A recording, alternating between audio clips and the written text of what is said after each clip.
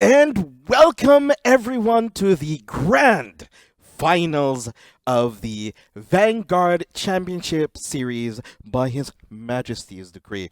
And I want to thank each and every last one of you guys coming in. We have our boy, Ben, organizer, caster, accountant.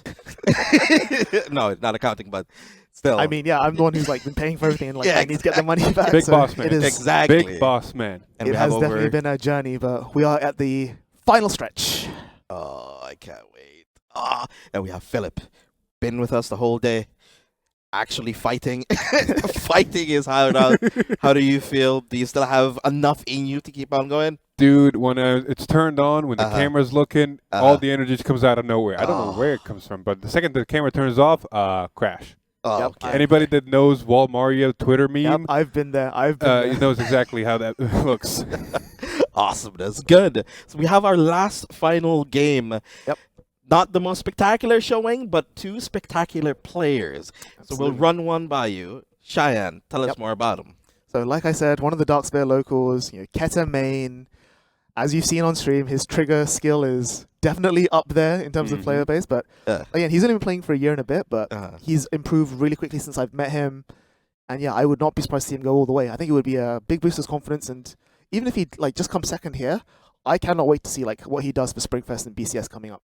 Wow, local legend Cheyenne doing it up, coming from grassroots environment, being taught by some of the best players out in Europe. But he's also going to be playing against a competitor and a dear friend to our Philip over here. Who are we going to be facing against? Well, he's going to be facing the man, the myth, the legend, Mr. Vanguard Insider, Mr. Time Leap himself, Eric.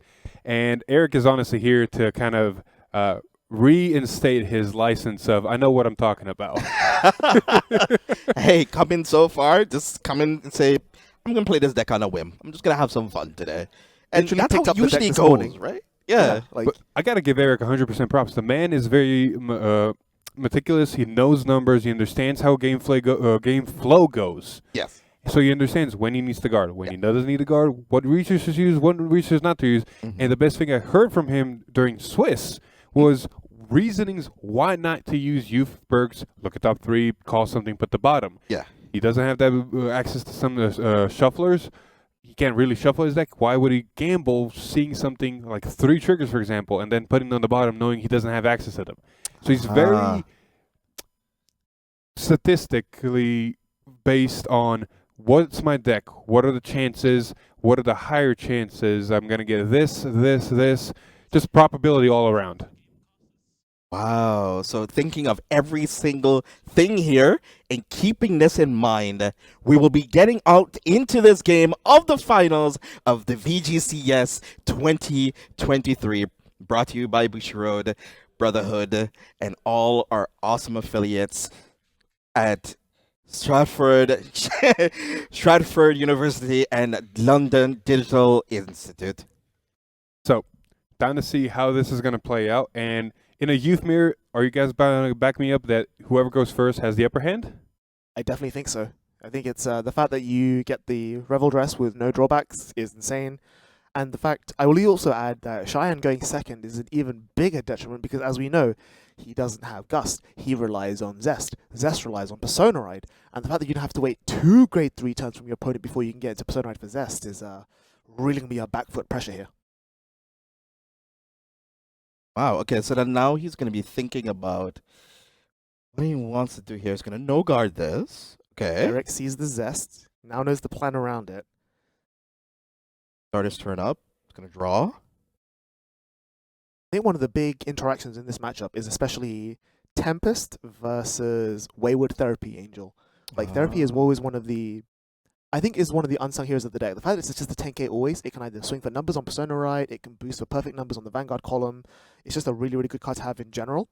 And being able to constantly remove your opponent's bodies with Tempest is huge in this matchup. And I think it's not about who hits crits or fronts off of the Gust, it's definitely about who removes your opponent's Wayward Therapies there. So Eric sees one off of the grade 1 Youth Ride, which is insane for early rush. And especially if he ends up finding something like a Schneisel or any other added cards that he could use here, or even like the 10k booster. Oh, found it. Eric does this a lot in practice games I play with him, and even in these stream maze. He likes to put a card behind the Vanguard to make that attack not a 15k over trigger to pass. Heal there is huge. Like, I like that fact that he put the booster down knowing that even if my opponent gets a defensive, I can still whack for numbers. Yeah. And Shine choosing to take everything just puts him on a massive damage deficit. And the extra card you draw from the starter effect, I don't think makes a huge world of difference here. It's coupled with the extra draw from the starter as well as the attack that draws you. Because you got to think, most of the time when players go in second, unless you're in a Brain Gate deck that searches out orders, you start your turn or end your turn one with 7 cards in hand, which is not a small number when you compare it to someone going first and ending their turn with 5. That's fair. So Cheyenne saying, like, I like the Wayward Therapy, I'll do that myself. But again, we come down to the question of damage denial, because Eric's about to go into grade 3. See, Cheyenne's, I think he's going for face, but I think there would have been a rune for just put the Wayward Therapy in the back row and just swing Vanguard at rear and just damage deny Eric on his, you don't get the Counterblast 1, salvage a grade 2 on ride up, and you don't get to do any of your Tempests on turn 3.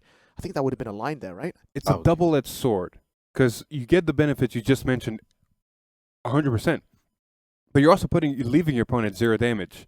And in a youth, especially in playing youth, you know that, okay, cool, you left me 0 damage. I'm just going to not gas as much, start building some extra stuff, and still put you, put on the pressure, put you to higher damage. Yep. So we see there, Eric is choosing not to use the grade 2 on ride because he's trying to save up all the damage he can.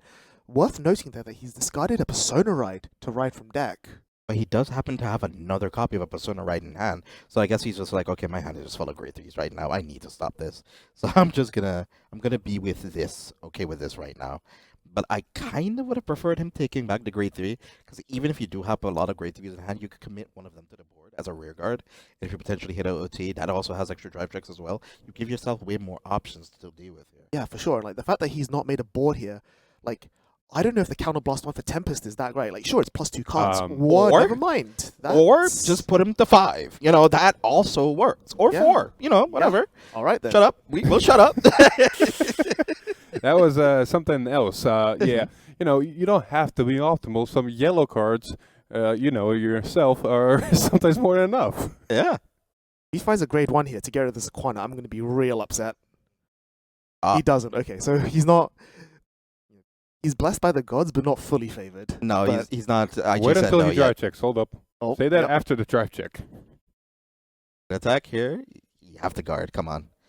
No pass. Okay. Or OT pass before I jinx it. Ha! Oh, that could have been Cheyenne's tournament run right now. If he said, you don't got it, and want to pass them, Oh, man. That would have been... devastated. But see, now imagine if Cheyenne did do the whole damage tonight. I left you at 0, and you put me to 4. Yeah. Things we do. Right now, he's up 45k shield. That's kind of nice. Must be nice. Not even 45. Like, he got 45 from the drive checks. He got another trigger from the Tempest and a Maple. Oh, gosh. Even worse. And now we know he has a Persona, right? Maple's an easy, just, I can use this as a 5k shield on somewhere, and hey, look, I got a free unit next turn. Exactly. And keep on doing it every single time as well, right? Interesting, I want to mention that he used the Counterblast 1 skill of the grade 2 Youthberk to add back the Gracias Gratal instead of the grade 2 youth. He's trading 5k shield for the opportunity to Persona ride again next turn, which means that Cheyenne is planning to have another turn.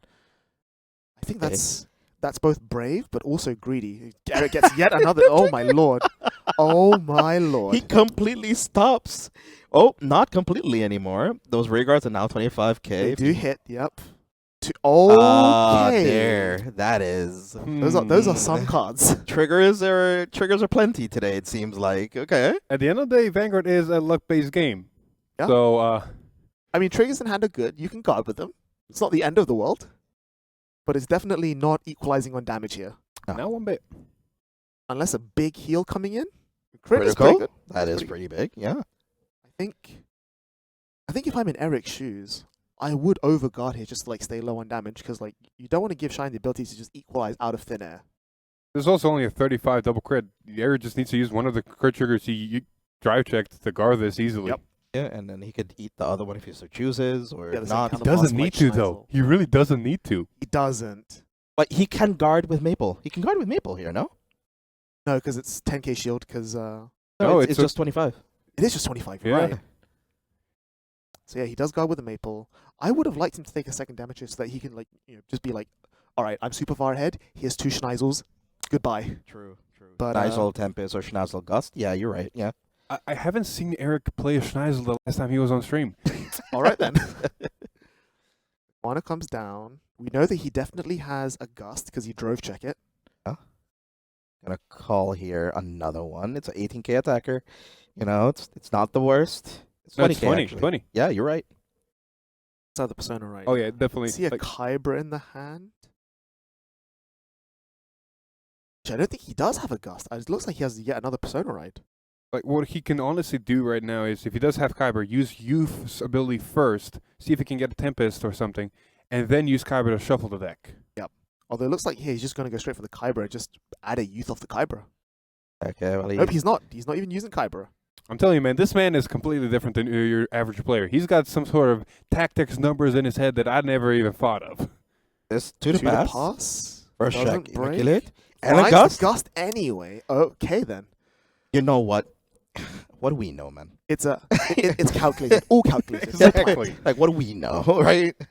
What's numbers, One Eric, goes man? to Soul and then discard 1 for Gust to gain the twin drive. Mm-hmm. That's not Sequana. It might have been, if you just look at it hard enough. Gains the drive and then on play. There you go. Just sequencing it properly. Discarding the Inoculate because that was part of his drive check. He now has twin drive and Yep. plus 10k. You could do a play here with Maple by attacking Maple into Vrede, denying 10k shield. So if he does happen to drive into a critical trigger, that does get rid of a potential 10k shield. I mean, whenever something like that swings at a rearguard, my mentality is like, I can swing with rearguard of Vanguard, you're going to intercept anyway. That's fair too. That's also fair enough as well.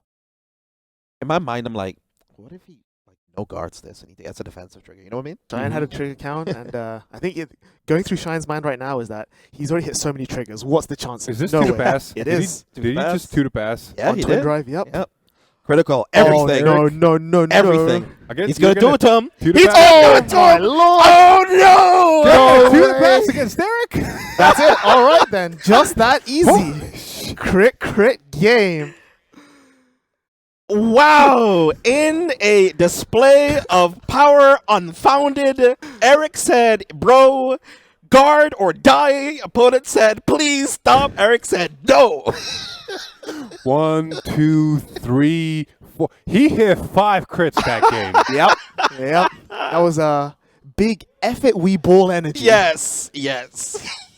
I mean, like, okay, when you hit like back-to-back crits the turn before, Yeah. and then you get a defensive, Yes. and your opponent says 2 to pass, Yes. any reasonable person would be like, "Yeah, that's fine." there's no way I can be that lucky. Nah, Eric was like, "Meh."